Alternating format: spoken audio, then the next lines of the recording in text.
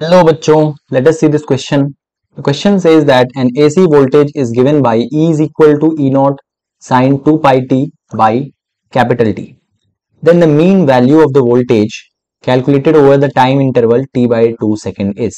तो हमें मालूम है कि mean value of sinusoidal graph is not defined over the whole time period. मतलब 0 से t तक और आप sinusoidal वेव फॉर्म का आप एवरेज वैल्यू या मीन वैल्यू लेंगे तो 0 आएगा, लेकिन 0 से t बाई 2 तक हमें यहाँ निकालना है तो वो देखना है हमें वो क्या आएगा। क्यों 0 हो जाता है? वो इसलिए हो जाता है क्योंकि अपर हाफ और लोअर हाफ जो साइनोसॉइडल का है, जैसे ये 0 है, ये t बाई 2 है, ये t है, मतलब upper half positive, lower half is negative, तो दोनों कैंसिल आउट हो जाता है तो मीन 0 आ जाता है। लेकिन t बाई 2 तक ये कैंसिल नहीं होगा तो इसकी कुछ वैल्यू आएगी, देखते हैं। तो E mean is equal to integration of E naught sine 2 pi T by capital T D T upon integration of D T, और अपर लिमिट हमें लेना है टी बाई 2, लोअर लिमिट 0। ठीक है, अब इसे हमें इंटीग्रेट करना है तो लेट अस सी।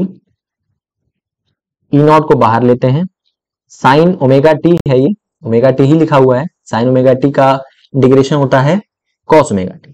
ठीक है, so it is simply minus cos omega T, और ओमेगा टी को जैसे लिखा हुआ है वैसे लिखेंगे 2 pi T by capital T. Lower limit is 0, upper limit is T by 2। लेकिन इस इंटीग्रेशन में एक चीज जो छूट गई है वो ये है 2 पाई बाई टी।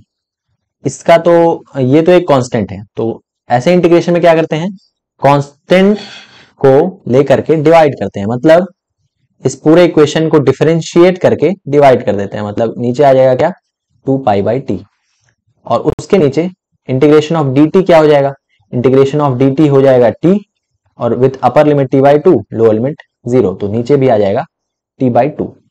अब यहां से हम देख सकते हैं कि टी कैंसिल हो जा रहा है और 2 और 2 कैंसिल हो जा रहा है।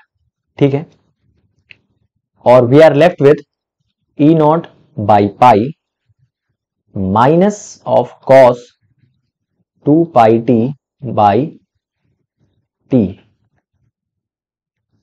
With upper limit T by 2 and lower limit 0।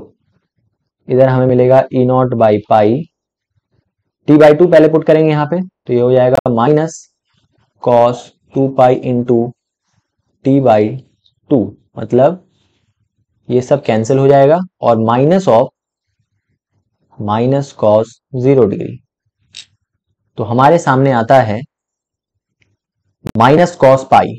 We know that minus cos pi is +1 and plus of cos 0 degree is +1, so 1 + 1 is 2, मतलब our final answer is 2 E naught by pi. So इधर हमें मिलता है कि our final answer comes to be 2 E naught by pi. मतलब पूरे जितने बार भी हम लोग साइनोसॉइडल वेव फंक्शन स्टडी करेंगे 0 से t बाई 2 टाइम के लिए, इधर पूछा गया calculated over the time interval t by 2, तो हमेशा ये 2 ई नॉट बाई पाई के बराबर आएगा। मतलब our final answer is C, that is 2 E naught by pi always, क्योंकि हमें t बाई 2 तक देखना है। अगर यहां पूछा रहता है कि for any interval it may be 0 at interval of 0 to t, it may be not 0 because in the interval 0 से t by 2 हमें आंसर आ रहा है 2 e naught by pi। चूंकि यहाँ पे in the interval of t by 2 पूछा गया है, इसलिए हमारा आंसर होगा option number C. I hope I made my point, you understood it well, best of luck।